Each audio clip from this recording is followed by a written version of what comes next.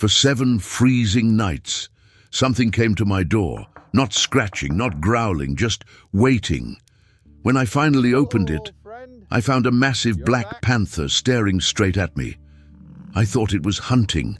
I thought I was about to die. But I was completely wrong. Because that panther didn't come for food, it came for help. And the night I decided to follow it into the blizzard changed my life forever. Before I tell you what happened out there in the snow, tell me in the comments, where are you watching from right now? And if you love real survival stories between humans and wild animals, subscribe to the channel, because stories like this remind us, even in the wild, trust can exist. The first night I heard it, I told myself it was only the mountain wind. Winter had settled deep into the forest that year, the kind of winter that silences everything.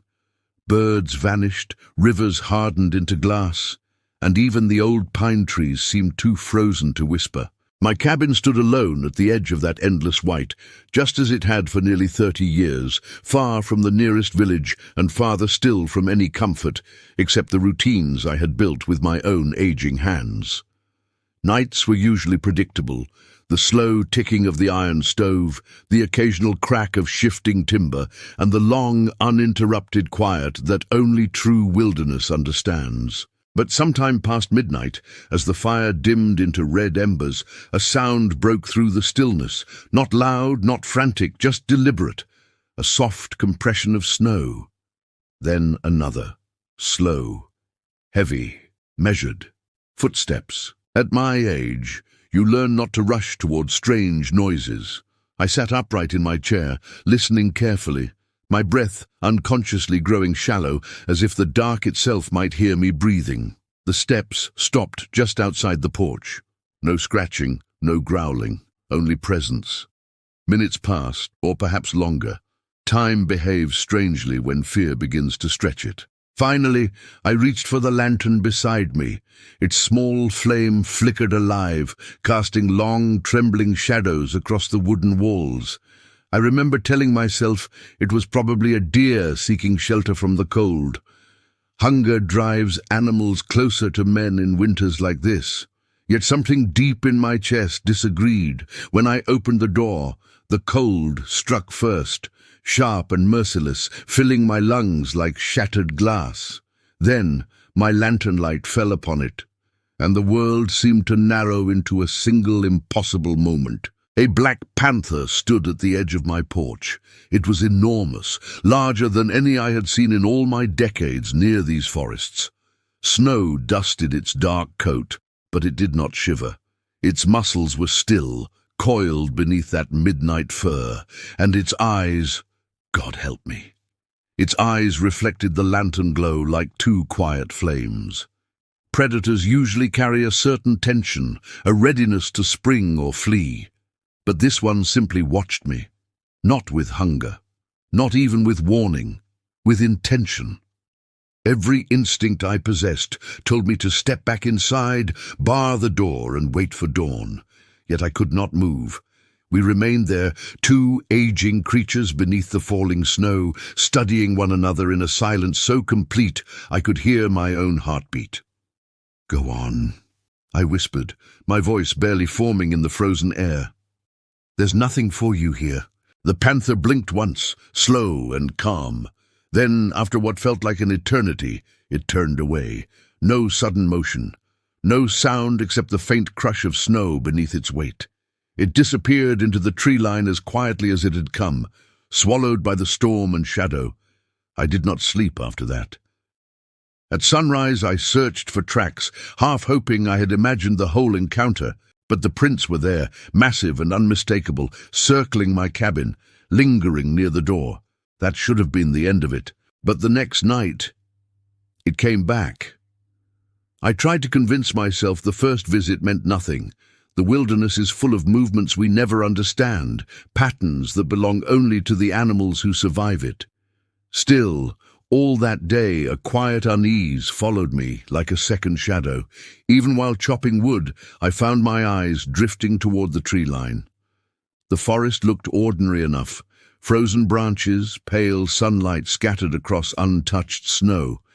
yet it no longer felt empty. It felt aware. By late afternoon, I noticed something that unsettled me more than the panther itself. There were no other tracks. No fox trails threading through the brush, no deer prints, not even the delicate signatures of winter birds. It was as if the entire forest had chosen to keep its distance from my cabin, leaving only that single set of large, deliberate paw marks. Toward evening, clouds gathered low and heavy, turning the sky the color of cold iron. I decided I would not be caught unprepared again. Before darkness fell, I reinforced the porch lamp, stacked extra wood beside the stove, and kept my lantern filled. A foolish part of me even placed a slab of dried meat outside, thinking perhaps hunger had drawn the creature near. If it found food easily, maybe it would stop coming. Night arrived quickly, swallowing the last blue traces of daylight. For a while, nothing happened. The fire crackled softly. The kettle murmured. I almost allowed myself to relax. Then I heard it again. That same slow compression of snow. One step, another, not circling this time, coming straight toward the door. My chest tightened. Somehow, the second visit felt different, less like an accident, more like a decision that had already been made long before nightfall. I did not rush to the door as I had the previous night. Instead, I waited, counting the seconds between each footstep. The animal was in no hurry. Whatever had brought it here did not require speed. When the steps stopped, I stood there for a long moment, staring at the wooden frame as if I might see through it. A strange thought entered my mind then. Not fear exactly, but the powerful certainty of being watched by something that understood I was on the other side. I opened the door. The panther was closer this time, much closer. It stood just beyond the meat I had left out, yet the food remained untouched, slowly stiffening in the cold. Snowflakes gathered along the animal's back, melting slightly against the heat of its body, before vanishing into that dark fur. Its eyes met mine again, steady and unreadable. "You're not here for food," I muttered, surprising myself. The panther tilted its head ever so slightly. I cannot explain why that small movement unsettled me more than a snarl ever could.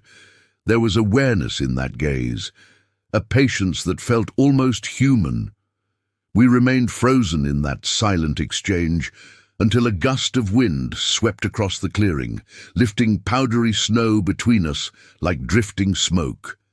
And then, without touching the meat, without making a sound, the panther turned and walked away once more. By morning, I had made up my mind to visit the village. Old men who live alone learn to respect their instincts, and mine were telling me this was no ordinary behavior. The trek took nearly 2 hours through knee-deep snow, and by the time I reached the small cluster of houses, the sky had begun threatening another storm. When I told them what I had seen, the reaction was immediate. "A black panther?" one of the hunters repeated, his face draining of color. "Coming to your door?" Another man shook his head slowly. "That is not hunting behavior. Predators don't announce themselves twice." An elderly woman, who had lived near these mountains longer than any of us, leaned closer to the fire and spoke in a voice barely above a whisper. "Sometimes," she said, "animals know things before we do. When one keeps returning, it is rarely by chance." I forced a laugh, though it sounded hollow even to my own ears. "You make it sound like the creature has business with me." No one laughed back. Before I left, the hunter gripped my shoulder firmly. "If it comes again," he warned, "do not open that door. Panthers are clever. If it has chosen your cabin, you must assume it has a reason, and reasons like that are rarely good for men our age."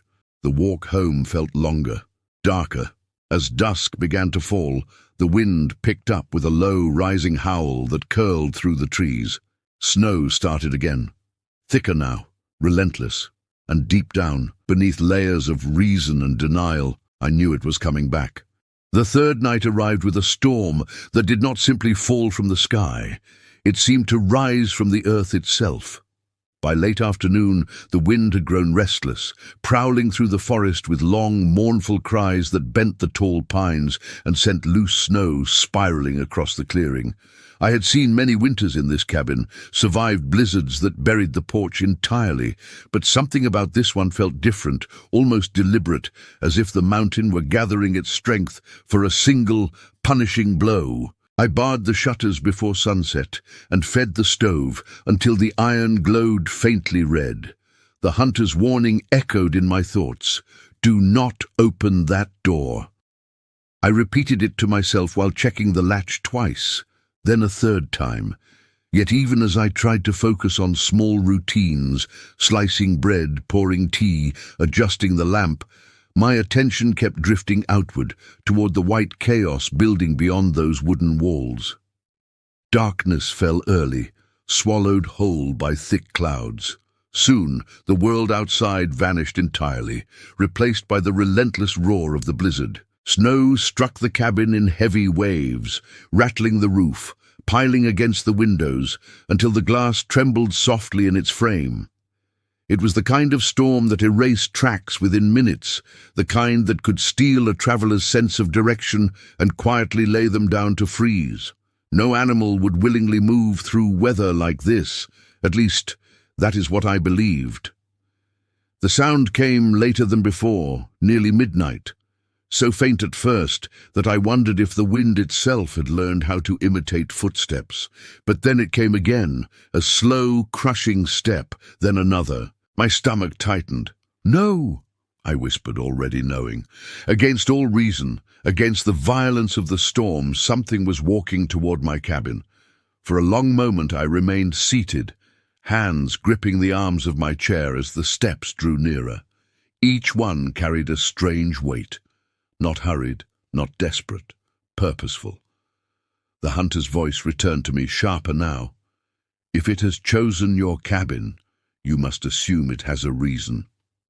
The footsteps stopped directly outside the door. The wind screamed around the corners of the cabin, yet beneath that fury there was a pocket of stillness, the unmistakable presence of a living creature waiting just beyond the wood. I did not want to open it. Truly, every surviving instinct begged me not to. But another feeling rose quietly within me, stronger than fear and far more difficult to name. It was the same pull I had felt the previous nights, the unsettling certainty that the panther was not here by accident, and that ignoring it would not end whatever had begun between us. I lifted the lantern with a hand that was steadier than I expected. When I opened the door, the storm lunged inward, scattering snow across the floor and nearly snuffing the flame. For a moment, I could see nothing but white. Then a dark shape emerged from the swirling chaos. The panther. Snow clung thickly to its back now, outlining the powerful curve of its shoulders. The wind tore at its fur, yet the animal stood firm, head slightly lowered, eyes locked onto mine with that same unwavering intensity. But tonight, something had changed. The panther looked strained. Its sides moved with heavier breaths, and when it shifted its weight, I noticed a stiffness in the motion, as though the deep snow had already demanded too much from its strength. Still, it made no move toward the cabin, nor toward me. Instead, it turned its head and looked back into the storm.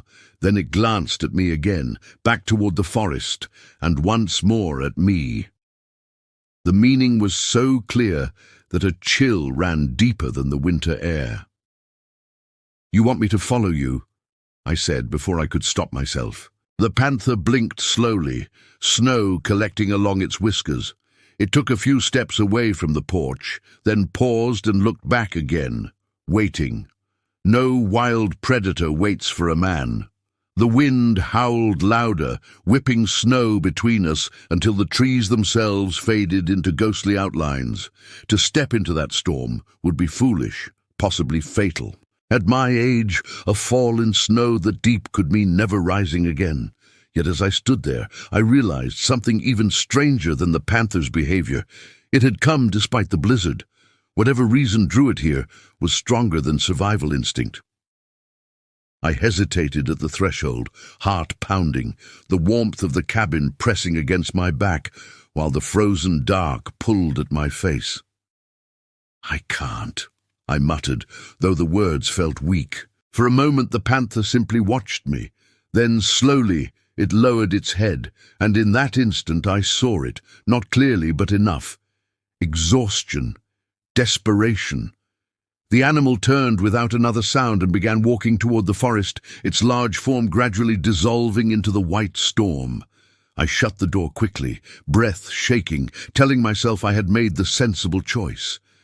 But long after the footsteps vanished, I remained standing there, because deep inside, a terrible knowing had begun to take shape. Whatever waited out there was running out of time. I did not sleep at all that night. Even after the footsteps faded and the storm swallowed every trace of the panther's passing, my mind refused to rest. I sat beside the stove until the fire burned low, staring into the collapsing embers while the wind battered the cabin like a living thing determined to get inside. Again and again, I saw the way the animal had looked back at me, not once, not twice, but over and over, as though trying to bridge the silent distance between our worlds.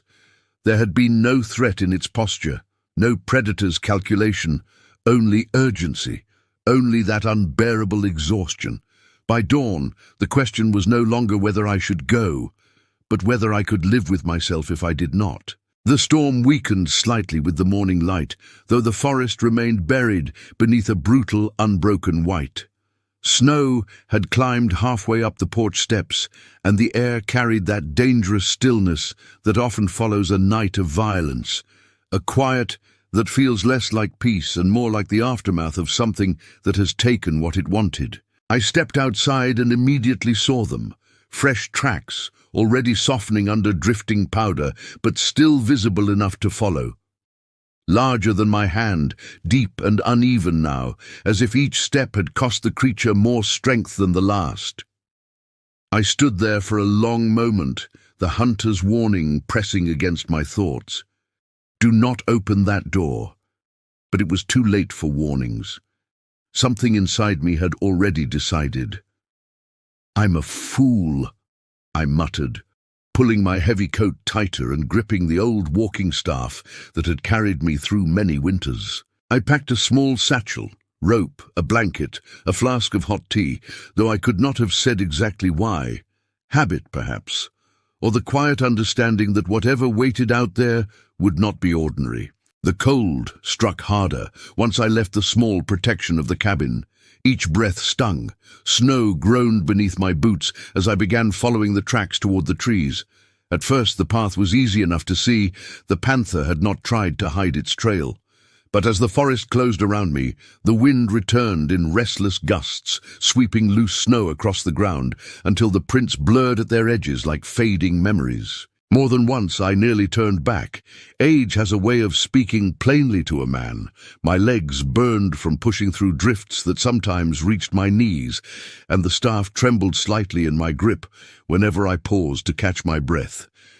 Yet each time doubt rose, I remembered the way the panther had lowered its head before leaving, not in submission, but in something far heavier.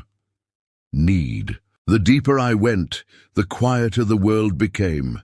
Storm sounds softened beneath the thick canopy, replaced by a muffled stillness so complete it felt sacred.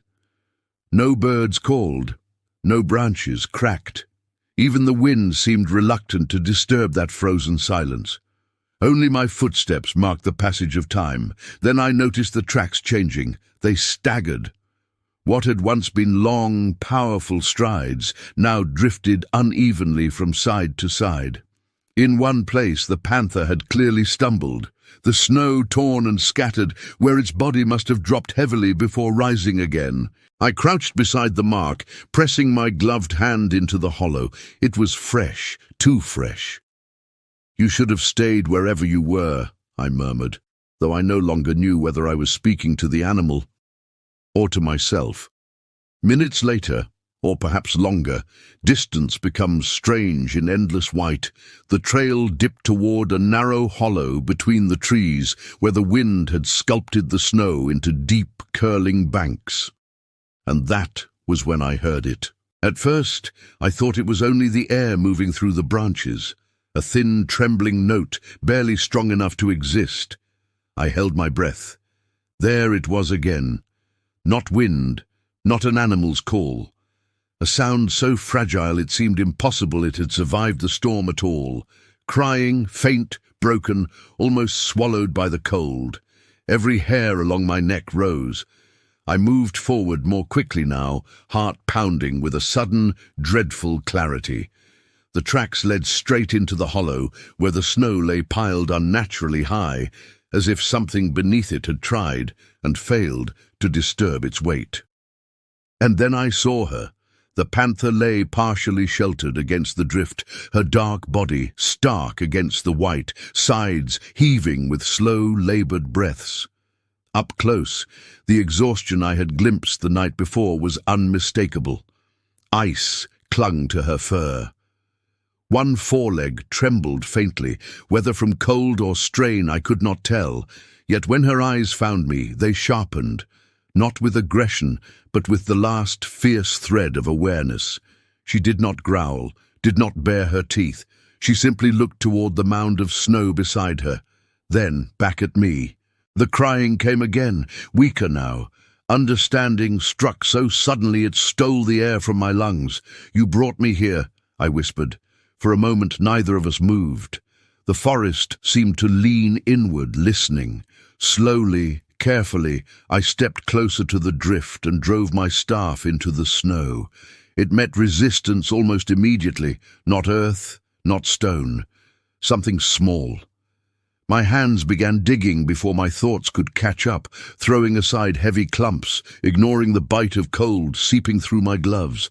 The crying sharpened just enough to guide me, a fragile thread refusing to break. "Hold on," I said hoarsely, though I did not know if the words were meant for what lay buried or for the mother whose strength had carried her through a blizzard to my door.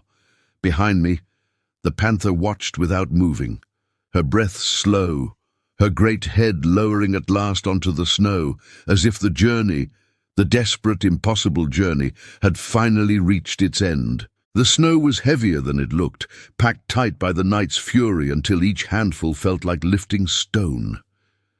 My fingers burned, despite the gloves, the cold forcing its way through wool and skin alike. But I did not stop. The crying had grown faint, dangerously faint, and every instinct in me understood what silence would mean out here. I dug faster, tossing snow aside in desperate, uneven motions, until at last my hands struck something that moved. A tiny shape. For one terrible heartbeat, it did not make a sound. Then it trembled. Carefully, I cleared the remaining snow away, revealing a newborn panther cub, curled into itself so tightly it seemed scarcely real. Its fur was slicked flat with melting ice, its small sides fluttering with shallow breaths that came too slowly, too irregularly. One fragile paw twitched weakly, as if reaching for warmth that no longer existed. "Oh, no." The words left me in a broken whisper. The cub could not have been more than a few days old. How long had it been trapped beneath the drift? How long had that mother tried to dig it free before her strength failed? I slipped off my glove and pressed 2 fingers gently against the cub's chest. A heartbeat. Faint, but there.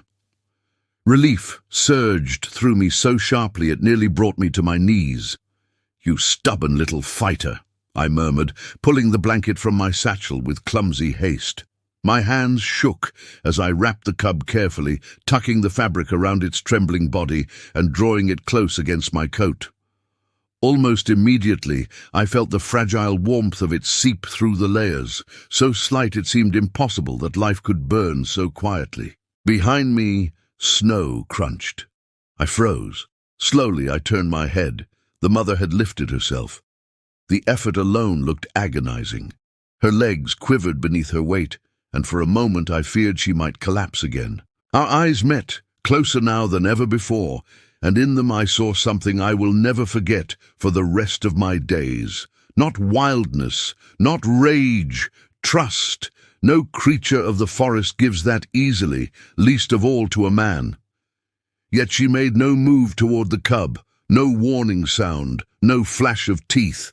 She only watched as I adjusted the blanket, watched as I held her young one safely in my arms. "You knew you couldn't save it alone," I said quietly, the truth settling into me with humbling weight. "So you came for me." The panther blinked slowly, her great chest rising and falling with visible strain.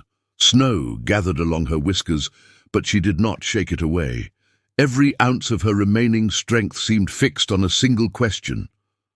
Was the cub alive? "It's breathing," I assured her, my voice steadier now, "but it won't last long out here." The wind stirred again, lighter than before, but sharp enough to remind me how exposed we were. Already the cub's tiny movements were weakening, its fragile body surrendering to the cold despite the blanket. I looked toward the distant direction of my cabin, hidden somewhere beyond the white maze of trees. The journey back would be slow, even for a strong man, slower still while carrying something so delicate. Then I looked at the mother. "You need shelter too," I said softly. She tried to step forward, her legs buckled. The great panther sank back into the snow with a low, exhausted breath, her head lowering as though it weighed more than the rest of her body combined. Watching her struggle stirred a tight ache deep in my chest, the quiet recognition of a parent who had already given everything. "I can't carry you," I admitted, the helplessness bitter on my tongue. "But I swear to you, I will not leave your cub." For a long moment the forest held its breath. Then, slowly, with the last of her strength, the mother lowered her head fully onto the snow and closed her eyes. For a moment, the world seemed to stop. "Hey, hey!" I called out, the sharp edge in my voice startling even me. The panther did not move. Panic rose quickly, tightening my throat as I shifted the bundled cub carefully into one arm and stepped closer to her massive form. Up close, she looked even larger, yet heartbreakingly fragile at the same time, her sides rising only slightly now, each breath shallow, uneven, as though the storm had taken something from her that could never be returned. I knelt beside her, ignoring the snow soaking through my trousers, and watched carefully. There, another breath. Weak, but present. Relief passed through me, though it was far from comforting. She was alive, yes, but balanced on the thinnest edge between endurance and surrender. "You don't get to sleep yet," I said quietly, surprising myself with the firmness in my tone. Perhaps I was speaking to both of us. The cub stirred faintly against my chest, releasing a fragile sound that was barely more than air. Instantly, the mother's eyes opened again. That alone told me how fiercely she was still holding on, not for herself, but for the tiny life wrapped inside my coat. "I'm taking your baby somewhere warm," I told her, meeting that steady gaze. "But I need you to listen. You must stay awake." Of course, she could not understand my words, and yet something passed between us in that silent exchange, a recognition deeper than language. Her ears twitched once, her breathing steadied, if only slightly. I pulled the flask from my satchel and poured a little tea onto the snow, letting it cool before soaking the edge of my spare cloth. Carefully, very carefully, I touched it to the side of her mouth. At first, nothing happened. Then her tongue moved weakly, catching the moisture. "That's it. Fight," I whispered. But even as I tried to help her, I understood a hard truth settling into my bones. I could not save them both out here. The cold was already creeping into my fingers, and the walk back would test whatever strength I had left. If I waited much longer, the cub's heartbeat, so faint already, might simply fade into the silence. I had to move, now. "I'm coming back for you," I promised, though doubt pricked at the edges of that vow. Storm paths change quickly in these forests. Tracks vanish, directions blur. Still, the words felt necessary, a thread of hope cast into the frozen air. The mother watched as I rose, the cub secured tightly beneath my coat where my body heat could reach it. When I took my first step away, she made a sound, not a growl, not even a cry, just a low, broken exhale that stopped me in place. I turned back. Her eyes were fixed on the bundle in my arms. "I will protect your child," I said, my voice rough but certain. "You have my word." For a long second, neither of us moved. Then, with the last measure of strength she seemed to possess, the great panther dipped her head, a slow, trembling motion that felt less like an animal's reflex and more like understanding. I began the journey back. Each step felt heavier than the last. Snow clutched at my boots, the wind threading icy fingers down my collar, yet I held the cub tighter, shielding its tiny face from the cold. From time to time, it shivered weakly, and I would murmur to it without thinking, the way one speaks to a frightened child. "You're safe. Stay with me." The forest stretched endlessly ahead, white upon white, but I kept walking, guided by memory and stubborn will. Somewhere behind me, the mother lay alone in the hollow, waiting, trusting a creature she had every reason to fear. And as I pushed forward through the frozen silence, one thought beat steadily in my mind. I was no longer walking just for myself. I was carrying a promise. By the time my cabin came into view, my legs had begun to tremble with each step, the deep snow stealing what little strength remained in them. I had made this walk thousands of times over the years, in storms and under clear skies, yet never had the distance felt so mercilessly long. The cub had grown quieter inside my coat, not a comforting quiet, but the kind that forces dreadful thoughts into a man's mind. "Stay with me," I muttered again, shifting it gently to feel even the faintest movement. For a moment there was nothing. Then, a small twitch. Relief warmed me more than the stove ever could. I shouldered the door open and stumbled inside, kicking it shut against the cold before crossing straight to the fire. The cabin, though simple, suddenly felt like the safest place on earth. I crouched near the stove and quickly fed it more wood, until flames leapt higher, spreading life back into the frozen room. "All right, let's bring you back," I whispered. I unwrapped the blankets slowly. The cub was smaller than I had realized, its eyes still sealed, its ears barely formed, its fragile ribs visible beneath damp fur. For one terrible instant, it lay completely still in my hands. Fear struck me harder than the winter wind. No, don't you dare give up now." I remembered something an old trapper had once told me decades ago. Frozen creatures don't need panic. They need patience and warmth. So I fought the urge to rush. I dried the cub carefully with a cloth, then tucked it inside a wool cap near the stove, keeping just enough distance from the flames to avoid shocking its tiny body. Minutes passed. Each one felt longer than the last. Then, suddenly, a breath. Shallow, but stronger than before. The cub let out a thin cry, fragile yet defiant, and its small mouth opened as it searched blindly for its mother. A sound escaped me then, half laugh, half something dangerously close to tears. "There you are, welcome back, little one." I warmed some goat's milk I had stored, and using a small dropper meant for injured birds, let a single drop touch its lips. At first nothing happened. Then instinct awakened. The cub swallowed clumsily. Then again, each tiny motion a declaration that life had not loosened its grip. "You've got your mother's fight in you," I said softly. At the thought of her, my chest tightened. The panther was still out there, alone, exhausted, perhaps dying. I stood slowly and looked toward the frost-laced window, where the forest stretched silent and endless beyond the glass. The storm had nearly passed now, leaving behind a pale afternoon light that glittered across the snow, beautiful but indifferent. "I told you I'd come back," I murmured. The sensible voice in my head argued immediately. "You're too old, too tired. Night will fall again." But another voice rose stronger, the one that understands promises are not made for convenience. I prepared quickly this time.